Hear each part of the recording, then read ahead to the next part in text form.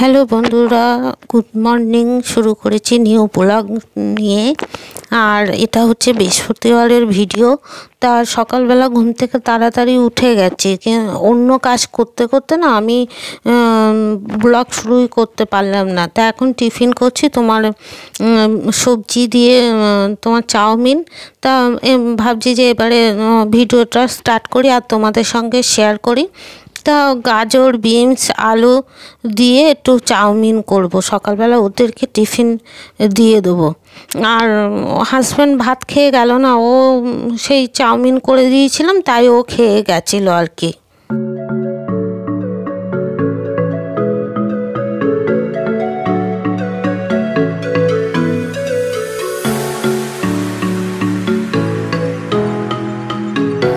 তারপরে ওই চাউমিনটা করলে তবুও সবাই ওরা খাবে। আর সকালে হাজব্যান্ড কাজে যাবে, ছেলের কলেজ আছে, তা ওরা যদি একটু চাউমিনটা করে দিই তা ওদের অনেকক্ষণ মানে পেটে থাকবে। তা আমি কিছুটা করে পুজো দিতে চলে গেছি আর কিছুটা হাজব্যান্ডটা লাস্টে করে দিয়েছিল। তা আমরা প্রতিদিন এই দুজনে মিলেমিশে কাজ করি, কারণ একা একা সব কাজ করা অসম্ভব ব্যাপার হয়ে যায়। তা গোপাল আছে, সেই জন্য পুজোটাও টাইম মতন দিতে হয়। তা সে সকালে আমি আগেই কি করি, স্নান করে ঘর আগের দিন রাত্রি পরিষ্কার করি, পরের দিনকে আমি ওই দিতে কি ঠাকুরটা দিতে সুবিধা হয় আর কি। চাউমিন হয়ে গেছে, তারপরে চলে এসেছি সন্ধ্যাবেলায়। তা সন্ধ্যাবেলায় কী খাবে, তা ওই চা আর পাঁপড় ভাজা করেছিলাম, তা এটা করে সবাইকে ওদের দিয়েছি। আর দুপুরে তোমার করেছিলাম ডাল আর ডিম ভাজা আর আলু ভাজা করে এটা দুপুরে ওদেরকে খেতে দিয়েছিলাম। আর সন্ধ্যাবেলা দেখবে একটু পাঁপড় ভাজা, একটু চা, হালকা খিদে থাকে তো সেজন্য তখন মনে হয় একটু চা পাঁপড় ভাজা হলে ভালো হয় আর কি। তা এরকম করে দেবো। আর ছেলেও কলেজ থেকে এসেছে, ও কিছু খেলো না, তা সেই জন্যই সেটা করে ওদেরকে খেতে দিই।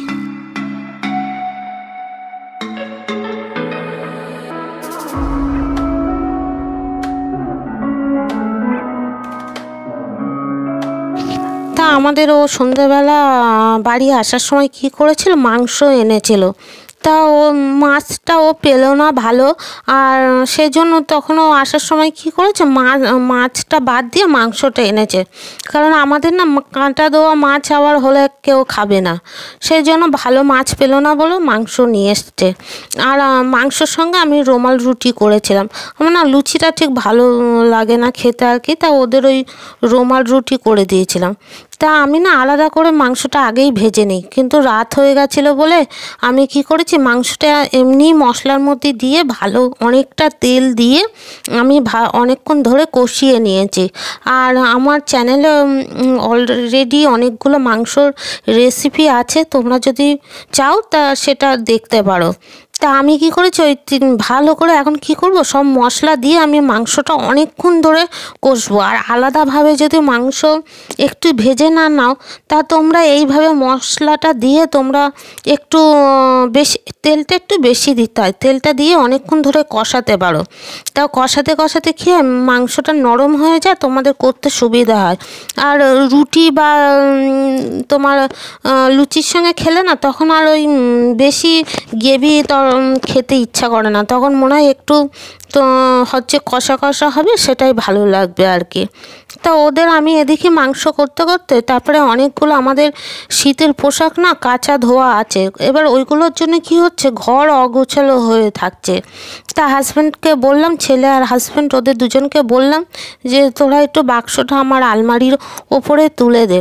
তা ওরা কী করেছে, দুজনা বাবা আর ছেলে সুন্দর করে ওপরে তুলে দিয়ে গুছিয়ে রেখেছে আর কি। তা এদিকটা ওরা করতে করতে আমি ওই দিকটা কী করেছি, মাংসটা করে নিয়েছি। আর মাংসটা দেখবে একটু করে রাখা যায়, কিন্তু রুটিটা গরম গরম না হলে হয় না। তা আমি ওরা এই দিকটা করতে করতে আমি কি করব, আটাটা এখন আমি মেখে একটু রেখে দেবো, ওরা যখন খাবে তখন একটু আগে আমি ওদেরকে রুমাল রুটিটা বানিয়ে দেবো।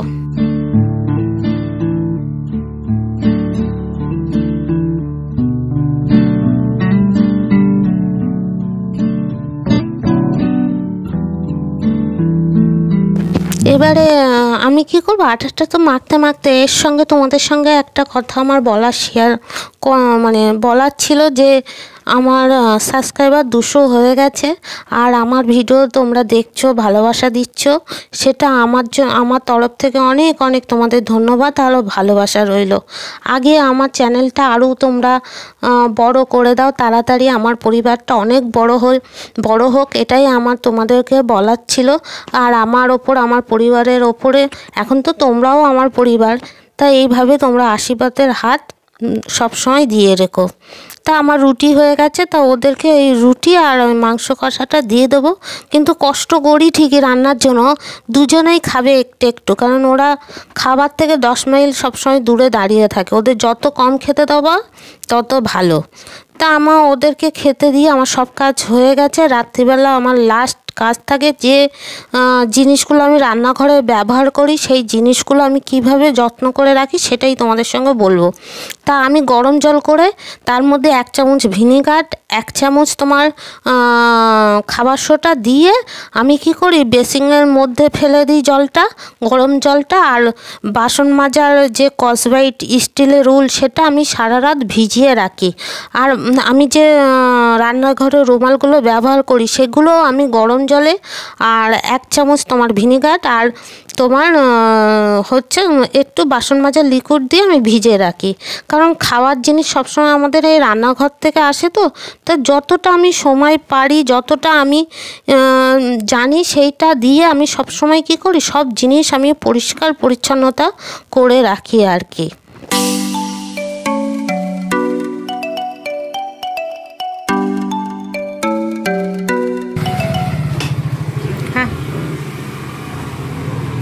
Good morning.